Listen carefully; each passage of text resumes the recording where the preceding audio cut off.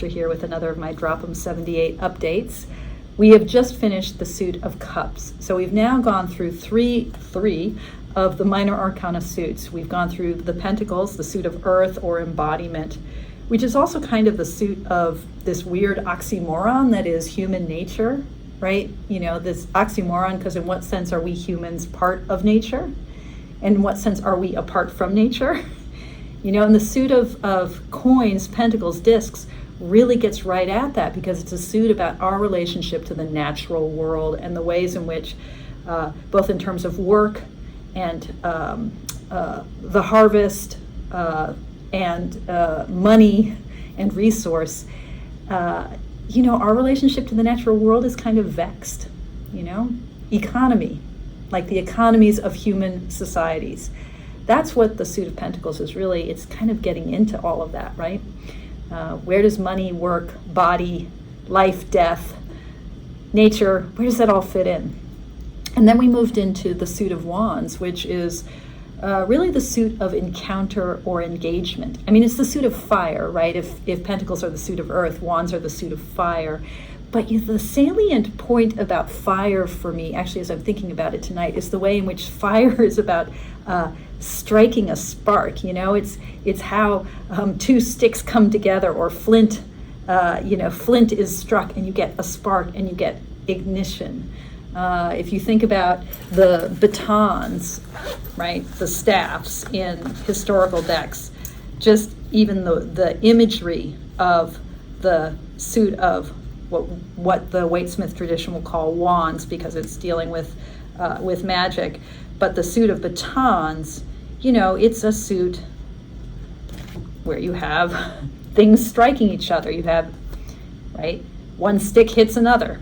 The ace is a piece of living wood that is a cudgel, is a bonk 'em on the head staff, right? So, you know, the wand's very much a suit that's about engagement, how we meet the world, how we encounter the world, how we strike up against the world, how we spark and are sparked by the world. For a lot of people, the suit of wands is all about energy and vitality, because it's about the fire that burns within. It's about inspiration. But for me, right, what is it about inspiration? It's again, that spark, that way that we are sparked by the world. And then we moved into the suit of cups. That's what I want to talk about today. And I want to run through the story of the cups. And when I say the story of the cups, what I'm really meaning is just how does the energy of the suit, the cups are the suit of water, right? How does the energy of water, the energy of the cups are also understood to be, people will often talk about the cups as the suit of emotion, but it's too narrow to talk about it as the suit of emotion. The cups are the suit of what Jung would call the function of intuition. It's our ability to intuit meaning, all that we see within, all that resonates within the chamber of the heart. You know, I often think about the cups as the suit of heart. Heart in the sense of that resonant chamber within that is filled with imagery and music and art and poetry and archetype. The soul, you know, what James Hillman, the Jungian philosopher, talks about in terms of the soul, the anima, the psyche, right? The Greek word for soul is the psyche. It's a suit of psyche. I think I began a thought a few moments ago. No, I can't remember what that thought was. When I talk about the story of a suit, that's what that thought was. When I talk about the story of a suit, you know, what I'm talking about is the way in which its function or its energy or its element gets carried from ace through 10. Like, what is progressing in that numeric sequence, one card to the next? And so that way of thinking about the suit and the story will carry me through illustrated decks where we have story-like images. You know, we have scenes. And it will also help me talk about historical decks where we just have pips. We just have the suit element in different numbers and arrangements on each of the cards. But sometimes when I talk about the story of the cards, of the suit, I run out of steam by the time I get to the court cards. because I've gone like ace through 10, and now I've got, page, knight, queen, and king. Today I want to start with the court cards, and I want to start with the court cards in the Tarot de Marseille version, the Dodal 1701 Dodal Tarot de Marseille. This particular Dodal deck is the restoration deck made by William Rader and Kristen Condor for Artisan Tarot. It is beautiful. I've talked about it many times. I love, love, love it. I love everything about it. I love the clarity and perfection of the lines. I love the palette, which of course follows the traditional palette for the Dodal deck, but it's been restored, it's been modernized. And I love, love, love the cardstock, the backing, the gentle corners. I mean, I love everything about this deck. Anyway, I want to talk about the court cards. There we go. By the way, I'm at the hospital. I'm on call tonight. Me and my chaplain badge, me and my phone. So you're seeing me in my beautiful chaplaincy conference room with the wonderful fluorescent lighting and the fabulous audio. Blessings upon all of you for putting up with my really crappy AV setup. I'm deeply appreciative that you're actually watching this. If you are watching this. Of course, if you're not watching this, then you're not hearing me talk about this at all. All right, I think I'm a little punchy tonight. Breathe, Esther, breathe. So, I want to talk about the court cards in the Marseille deck that I've been using as my calibration deck, as my sort of reference deck for this challenge. Not the deck that the primary deck I'm working with, which is the second edition of the Lonely Dreamer Tarot, curated by Melissa Weatherspoon, using the art of early 20th century symbolist artist Odilon Redon. I want to talk about the Tarot de Marseille version because what I get from looking at historical decks is a very, very precise understanding of the dynamics of the tarot suit itself. So there's this really interesting thing that we see in the Tarot de Marseille tradition's version of the Court of Cups. We start with the page, and all of the pages in the Tarot de Marseille tradition, their suit elements are always like really too big for them, and I think this is just a way of denoting their youth or immaturity. Like, they're so young, maybe not literally young, maybe just apprentices, young in terms of their relationship to the suit element itself. They are at the beginning, and so like children, the object is really too big for them. We see this, in the Page of Cups. We see this in all four of the pages. The page of, if I can find it quickly, I will. The Page of Wands is particularly adorable in this respect because his wand is so big and he can barely hold it. He's holding it so awkwardly, right? But again, this is sort of denoting immaturity or being at the very beginning of one's craft. But the Page of Cups, in addition to having this really big cup, it's also kind of shrouded, like it's covered, right? We assume, he's carrying it in such a way, very delicately from the bottom. He doesn't want to spill it. His eye is on it. It's that kind of tentativeness in relationship to the cup, in relationship to the suit, that characterizes all of the pages as the court card that is associated with a kind of mindfulness and a kind of earthy, down-to-earth quality. Like, I've just got to pay a lot of attention. I'm very studious here. And then we move to the knight, the most gallant of all four knights. I love this Knight of Cups. But notice how, if the page was sort of delicately covering his cup with his cape, notice how this knight is holding a cup that is very broadly open. And this is the thing about the cups, right? We've already seen it in the page's efforts to have the cup covered, that the cups are open containers, right? And there's always this risk that whatever they're carrying could be spilled. This is, I think, what links the cups to the notion of heart and to blood and to Christ. You know, more than anything else, this cup is the cup of communion. It's the Holy Grail. So if this is the Holy Grail, you know, what is that? Parsifal, you know. But this cup is the Holy Grail. And so in that sense, you know, it is the symbol for communion with the divine. And this is where we come back to the notion of cups as soul or psyche, as the repository of all of the archetypes, as the inner chamber of the heart, to use imagery from Sufism and the kind of mystical traditions of Islam, the inner chamber of the heart, which is where we receive kind of connection with God, with the beloved.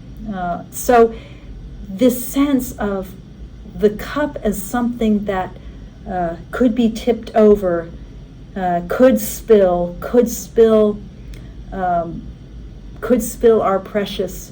our most precious substance. This is what this night has access to. This is what this night is seeking. This is what this night safeguards. And then we come to the Queen. And her cup in the Tarot de Marseille tradition is the only cup that is completely covered. It's not like just sort of shrouded. It's the world. It's actually a globe, right? It doesn't even look like a cup anymore. It is a round orb.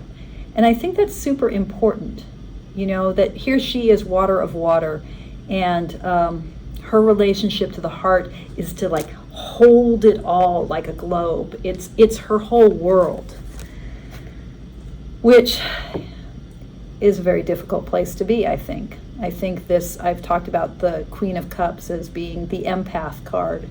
You know, what does it mean to be carrying the world of the heart?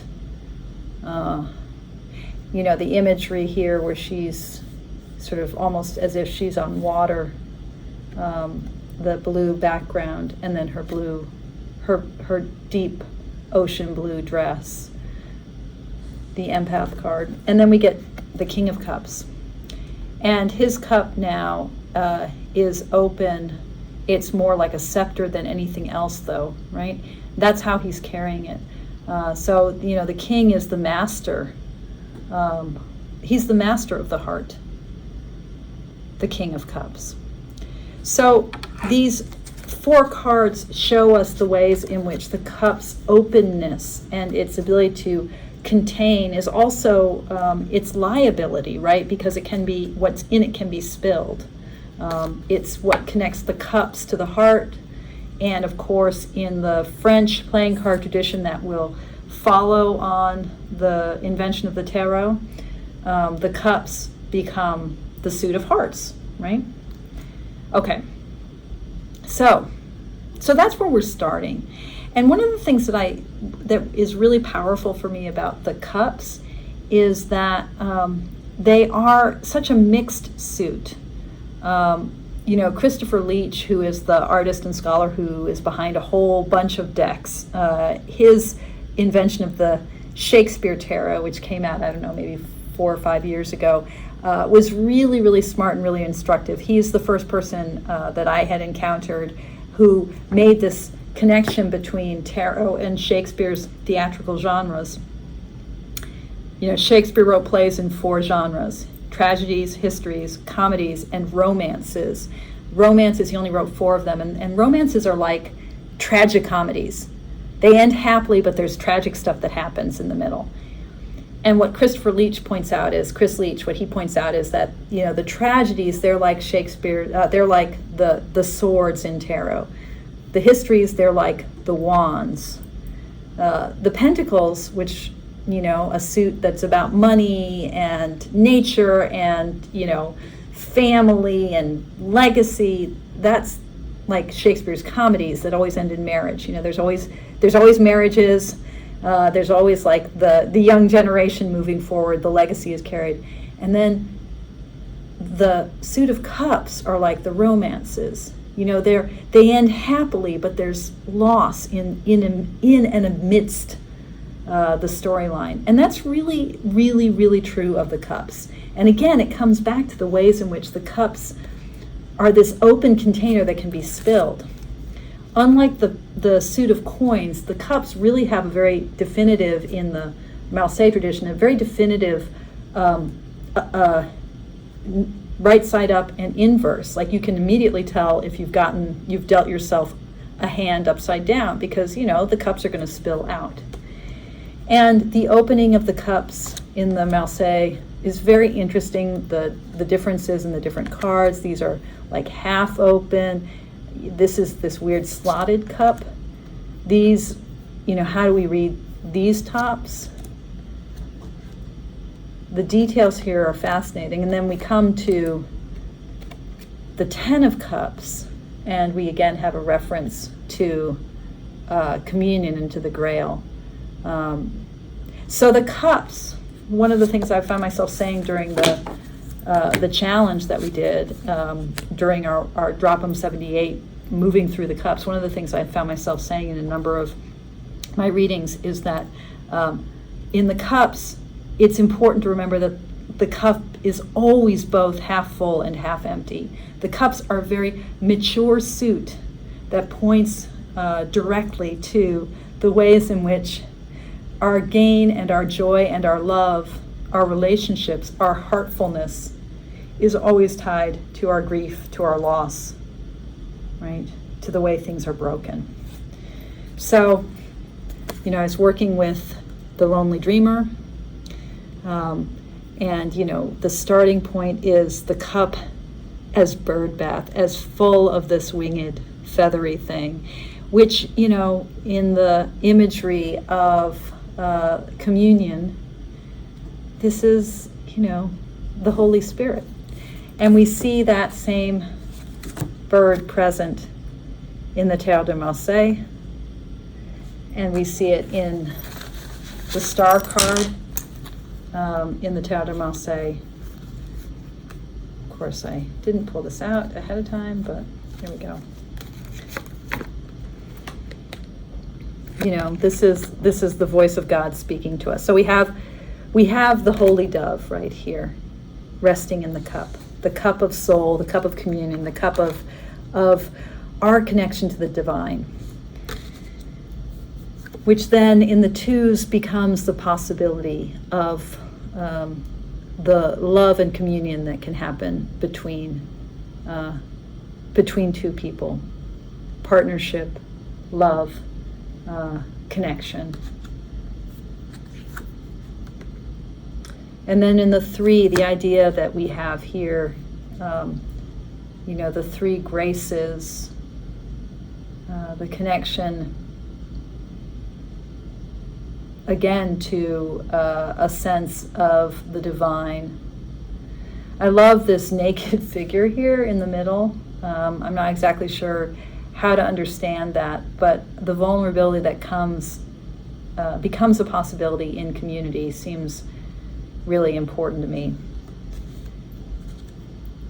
And then the 4, right? The card of dissatisfaction. The movement in the suit of cups is this movement of us recognizing the fullness of life and the possibility of hurt that can emerge, the vulnerability that can happen as we recognize the fullness. And I think, this is where the possibility of dissatisfaction comes from. It's like, again, the cup is always both half full and half empty. How do we deal with that? You can't just linger in the land of abundance. Our ability to recognize abundance comes from our recognition that there is loss, which then gets actualized in the 5. And, the 5th card in all of the suits is always a kind of turning point. It's always, the quintessence, that 5th number, that the thumb that takes the stability of 4 and kind of turns it into some new meaning, some new understanding. So, this 5th cup, which is so much a card of grief and remorse and loss, it's like almost the inability to deal with loss. In the 6, that loss becomes part of our storyline. So this is the card of nostalgia. So the loss of the innocence. Again, it's like the fullness of life. We can only have access to that by recognizing what can be lost. The cup is both half full and half empty. We can't have the fullness without the emptiness. And the 6 of Cups takes the kind of pained and ruminating recognition of loss and turns it into the enabling story of the past, our nostalgia that gives us this golden age that fills our cup, although with a kind of bittersweetness, that tang of nostalgia. The 7 of Cups, so much a card of choice and options, but the way that I've been reading the 7 of Cups of late has been about grappling with the ways in which making meaning entails loss.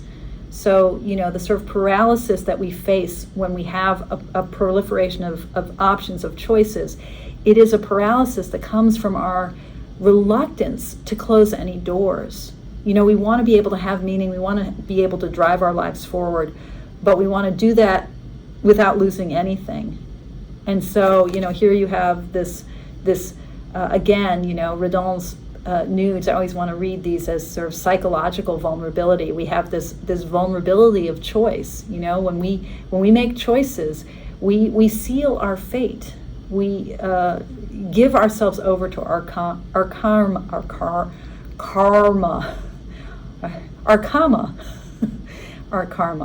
There we go. We give ourselves over to our karma, and that's not an easy or comfortable thing to do.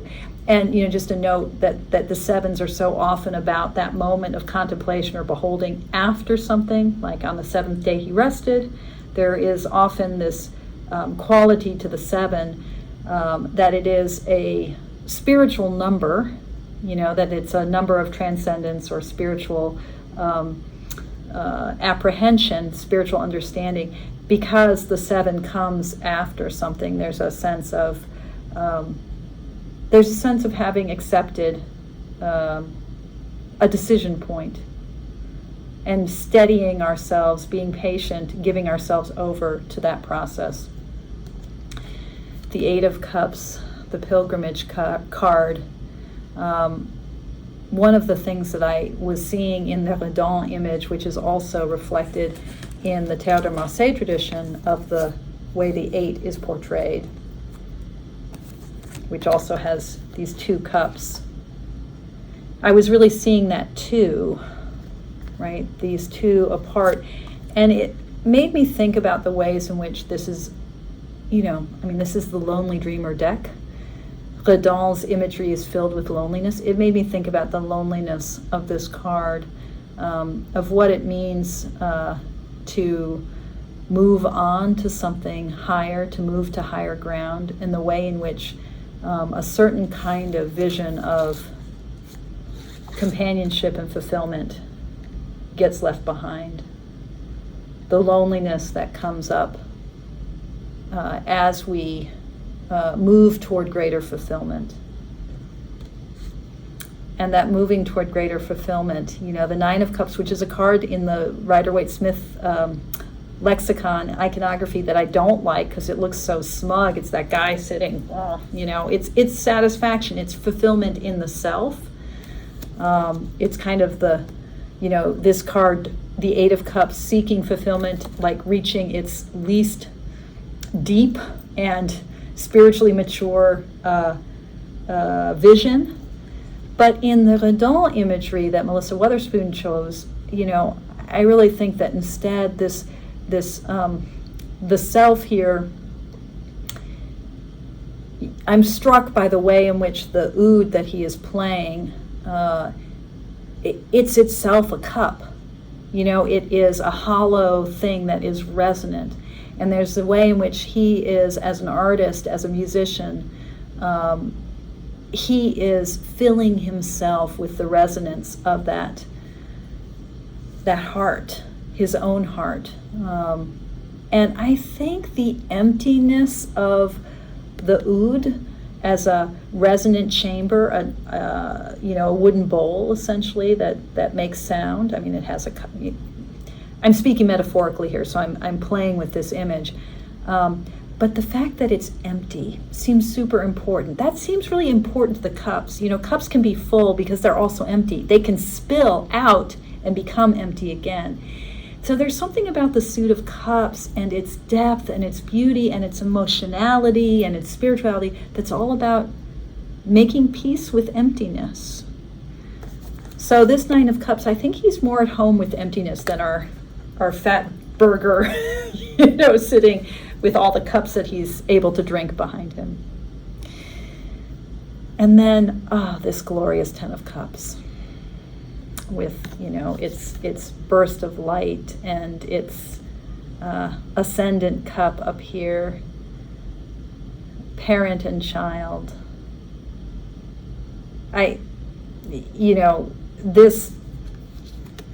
If this is the fulfillment of the suit in the self, this is the fulfillment of the suit in what goes beyond self. And here it is the love between parent and child, which is like a kind of elevated version of what we saw in the Two of Cups.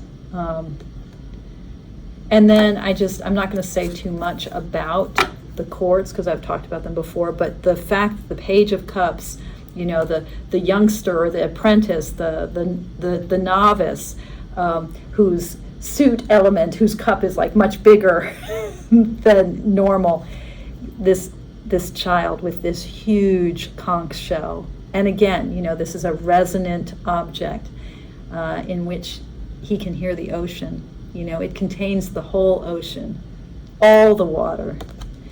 And then, these images are brilliant. So, we have the centaur with a cello, another version of that resonant wooden bowl, And then this beautiful queen with the throat chakra, that the darkest color in the card is at her throat, which made me think about the difficulty of the empath, that holding the world of the heart might make it hard to speak for the self, and that the King of Cups overcomes that problem by turning the heart into an offering, by realizing I don't have to hold this all myself. I get to give it up to the heavens. All right. I hope that made sense. I hope it was interesting. I love the Suit of Cups in general. And I especially love it in this redon, in the imagery here, with all of the coloration and all the ways in which, this King of Cups with his bowl, or the musician with the oud, or the centaur with the cello. I mean, these are just magical images. So let me know what you think. And if you aren't yet a member of the Mindful Tarot community, I invite you to find us on Facebook, ask to join the group, the Facebook group, send me an email. My email address is down below. Every month we have a Zoom that's open to anyone who wants to come. It's a really beautiful community, lots of learning and thinking and singing of cards.